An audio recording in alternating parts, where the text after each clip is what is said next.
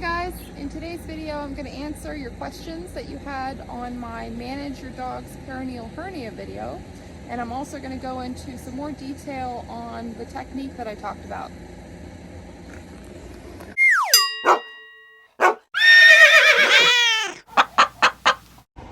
Alrighty, so I'm getting ready to take Mr. Theodore for a walk. But before we do that, I want to take a second and answer some of the questions that I got on that video. Hopefully we can clear up a few things for you guys. The first question was, why did I not pursue surgery with Teddy? Teddy is now 15 and a half years old, and he also has a heart murmur. So when this all began, he was 14 going on 15, and even at that time my vet felt that he was too old to undergo the surgery. It's not a very quick surgery, so he would have had to have been under anesthesia for I think he said like 1 to 2 hours, which with a smaller dog who's older with a heart murmur would not have been safe. And you know, I totally agreed with my vet, especially because the technique that I discussed in the previous video and that I'm going to go over again with you guys today really does work very, very well. So it's something that we manage. So the other question that I got was, can a perineal hernia affect their bladder and your dog's ability to urinate? And the answer is yes. So some things have actually changed with Teddy since I filmed that original video. Unfortunately, his hernia tear has gotten larger to the point where his bladder actually slips into that pocket now every day, pretty much constantly. So I have to push with my fingers his bladder back into his body, as well as his stool. So it's something that I do before I take him outside to pee every single time. So I kind of grab him when we're at the door and I push, I call it pushing his bubble in. So I push his bladder back in, and then I always check for stool as well, because then I kind of know whether or not he's going to be pooping when I take him out. The issue with the bladder is, I want to expand on this a little bit because it can be a very serious problem. So if the hernia tear gets so large that the bladder does start to come out into that pocket, you as the owner need to be really, really diligent about making sure that you stick to a 4-hour potty schedule, okay?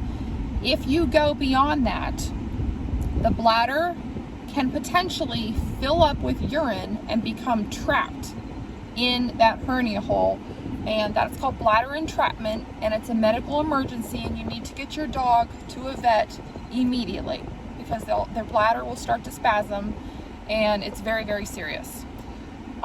There is a way that you can aspirate the bladder at home, which I'm going to tell you right now I have done. However, I am not going to discuss how to do that. If you guys feel that that's something that you should learn, that maybe this is something that could potentially happen to your dog, what I want you to do is just go to your vet and ask them to show you, okay? So again, bladder entrapment, very serious issue. Make sure you talk to your vet about it so you kind of know how to prepare yourself. So the third question that I got fairly often on that video was, can you do a demonstration? So that's kind of the main purpose of this video is, yes, we're going to take Teddy for a little walk just around the building here where we work, and we're going to see if I can catch him in a poop, which is of course difficult because I can't tell Teddy when to poop. He just poops when he wants to. So hopefully I can get everything on camera and it helps you guys out.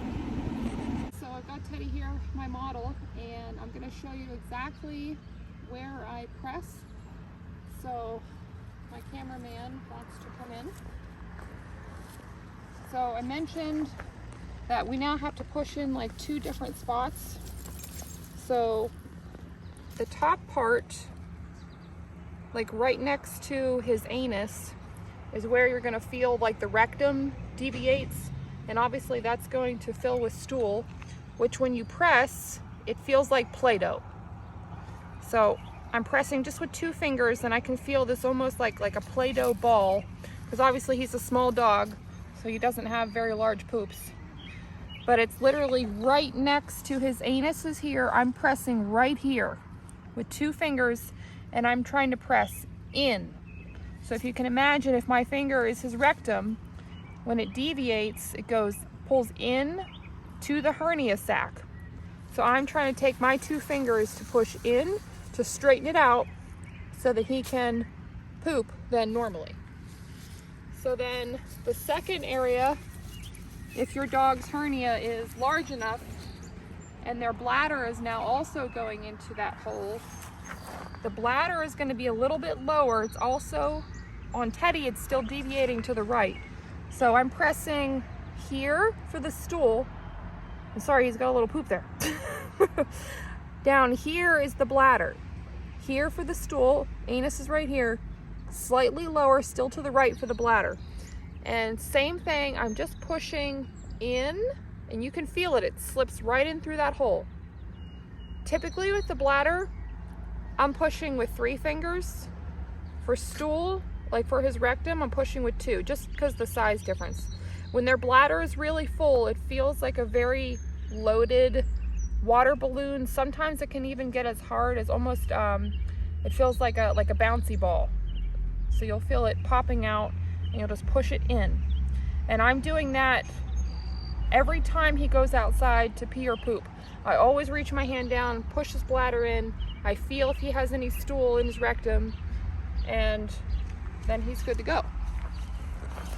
Unfortunately, I couldn't time this, but you know, Teddy just goes to poop whenever he wants. But I'm pushing in that spot that I told you to. I'm holding it in until he's done pooping, and I can feel when he's done pooping, and I can also look and see. So look and see when your dog is pooping. You can also feel when it's done. When he's done, just let him go. And I know this is weird, but I want to show you guys the poop. Can you see that that's normal and round? Okay. Yeah, and stinky, my husband says. If any of you have a dog, you know, obviously with this problem, you will start to notice poop starts to come out in a flat ribbon-like kind of form. When you're doing this technique and you straighten out the rectum, that doesn't happen anymore. Stool comes out normally as it should because the rectum is straight again. Well, we just got home from our walk. I wanted to just briefly touch on, for anyone who's watching this video or the previous one, and this is a new issue for your dog. If you find that when you go to do this technique and your dog is reactive or becomes angry, upset, it's likely because they have hemorrhoids. So typically what happens is the dogs will start to strain pretty much every time they try to go to the bathroom, and then that straining is what actually starts to tear and you get the hernia. So it's very likely that they still have hemorrhoids. So what you can do with that is take a little bit of hemorrhoid cream, like just, you know, that you would buy at the pharmacy for humans. And I like to maybe mix like a little bit of coconut oil, just so it's not quite as concentrated. And you can just apply that like to the outer part of their anus. You can do that for a couple days to a week to help with the hemorrhoids. And then to kind of wrap things up, just make sure that you guys are sticking to a 4-hour potty schedule if the bladder is involved. If the bladder is not involved, you can go a little longer, but I don't really advise it. I think it's just better to stick to the 4-hour schedule because, like with Teddy, one day his bladder was fine, the hole was fairly small, and it was like literally the next day the hole was larger and his bladder was out. So it can happen fairly quickly, so I think just sticking to the 4-hour schedule is best. Make sure that every time you let them out, push in the bladder, check for stool, assist them with defecating the stool. As long as the bladder goes into the body like easily, you don't have to hold in the bladder for them to pee. So that's an important point. As long as the bladder goes in, they should be able to pee just fine. It's more the stool because it's firmer, you know, it's like that play-doughy substance, so it doesn't just come out like liquid, like urine does. So you're gonna have to hold the rectum in position while they're defecating, and then you can release. Whereas the bladder, just push it in once and you don't have to hold it. So I hope that that helped everybody. Cleared up some questions from the previous video. Let me know if there's any other questions that you have. I'll try to answer them in the comments. And make sure you like and subscribe, and we'll see you in the next video. Bye bye.